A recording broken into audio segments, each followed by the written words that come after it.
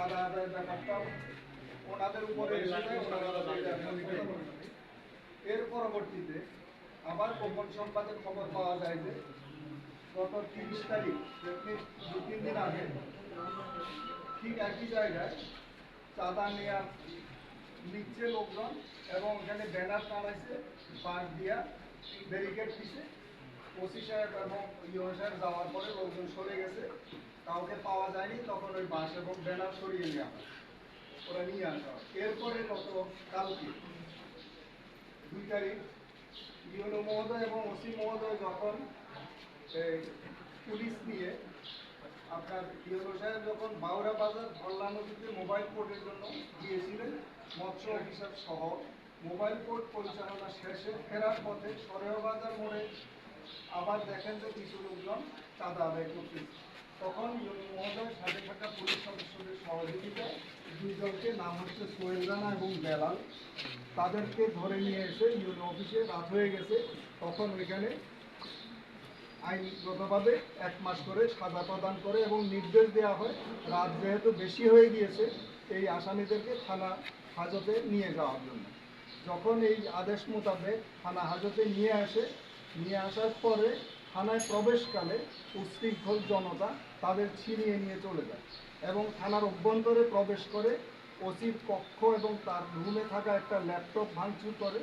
অন্য কক্ষে সাব ইন্সপেক্টররা বসেন, ওইখানে 8টা ল্যাপটপ ভাঙচুর করা হয় এবং একটা ল্যাপটপ নিয়ে যাওয়া হয়।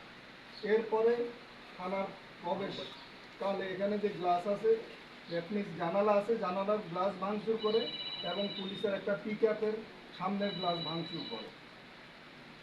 বর্তমানে অতিরিক্ত ফোর্স মোতায়েন রয়েছে, বিজিবির টহল বিদ্যমান রয়েছে, বাকি আইনগত বিষয়াদি প্রক্রিয়াধীন আছে।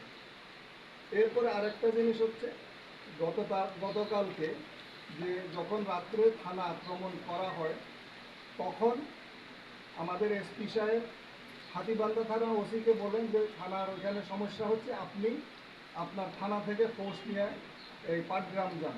তখন ওসি হাতিবান্ধা যখন বের হচ্ছিল তখন দেখে যে দুষ্কৃতিকারীদের একটা অংশ ওই থানার সামনে বসে আছে। ওই ওসি সাহেব ওইখান থেকে বের হতে পারেনি।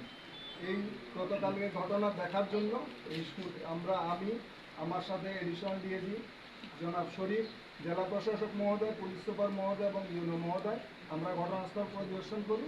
বাকি আইনগত প্রক্রিয়া যেটা আছে ওটা চলমান আছে।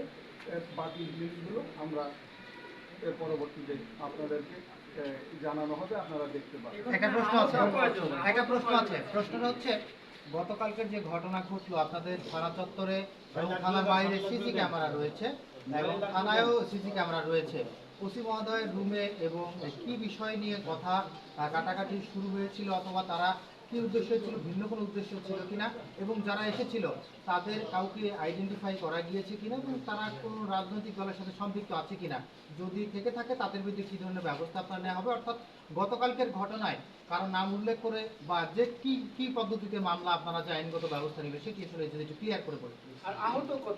ধন্যবাদ সবাইকে। আমাদের ফুটেজ আমরা সংগ্রহ করেছি, ফুটেজ দেখে আপনাদের এখানে আপনারা সাংবাদিক ভাই যারা আছেন, ফুটেজে যেহেতু আপনারা এই এলাকার মানুষ, আপনাদের সাথেও শেয়ার করা হবে, দেখবেন আপনারা।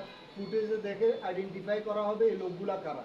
কোনো দলীয় পরিচয় এখানে থাকবে না, দুষ্কৃতিকারী যে দলেরই হোক। তো কাজে আমরা ওইভাবে আইনগত ব্যবস্থা নেওয়া হবে। আহত কতজন রয়েছেন? আমাদের পুলিশ সদস্যদের আহত আছে কয়েকজন, তাদেরকে 2 জনকে রংপুর মেডিকেল কলেজ হাসপাতালে পাঠিয়ে দেওয়া হয়েছে, বাকিদের প্রাথমিক চিকিৎসা দেওয়া হয়েছে। আসামি 2 জন কি এখনো আপনাদের হেফাজতে ওটা তো আছে? আমরা তো আগেই বলেছি, ছিনিয়ে নিয়েছি। ধন্যবাদ। আরেকটা বিষয় আপনি প্রশ্নটা করেন। যে কথাটা হচ্ছে, যেহেতু আপনার খনিজ সম্পদ মন্ত্রণালয় যারা আপনার পাথর করে তাদেরকে তো অনুমোদন দিয়েছে বৈধভাবে, এটা আপনার চাঁদাবাজি বলতেছেন কেন? যেটা হচ্ছে এই ব্যাপারে ডিসি সাহেব এখানে আছেন, উনি এই প্রশ্নের জবাবটা আমি দেই।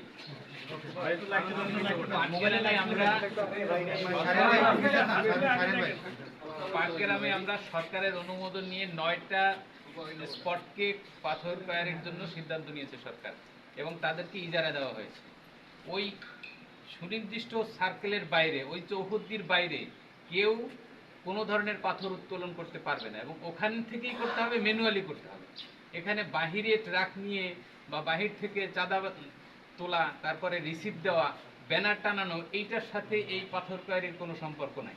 এটা যেটা করতেছে সম্পূর্ণই ভিত্তিহীন। না, আমরা যতদূর জানতে পেরেছি ওনারা প্রথম 2-1 দিন ওইখানে করছিল, পরে ওরা 9টা মৌজাতে ওরা টাকা কালেকশন করতেছে এবং রিসিপ্টে আপনার ওখানে দেখার জন্য ওখানে আপনার সরাইয়ের বাজারে ওরা দাঁড় হয়েছে। এই কারণে নাকি আপনারা তাদেরকে ভ্রাম্যমাণ আদালত দিয়েছেন। এটা কতটা সত্যটা আপনার? এইটা সত্য মিথ্যা তারা ভালো জানেন, কিন্তু আমাদের কথা একটাই, পাথর কোয়ারির ওখান থেকে তারা পাথর ম্যানুয়ালি উঠাবেন এবং সেখান থেকে তারা গাড়িতে করেও নিতে পারেন, ভ্যানে করেও নিতে পারেন, এটা ডিফারেন্স ইস্যু। কিন্তু এটার সাথে ওই বাহিরে গিয়ে চাঁদা তোলা, স্লিপ বানানো, তারপরে ব্যানার বানিয়ে গাড়ি আটকিয়ে বাঁশ দিয়ে গাড়ি আটকায় তারপরে চাঁদা তোলা 1000 টাকা 500 টাকা, এটার সাথে কোনো সম্পর্ক নেই। এটা নিতান্তই একটা ইজারা মহলের পাথর মহল, পাথর কোয়ারি, এখান থেকে তারা পাথর উত্তোলন করবে।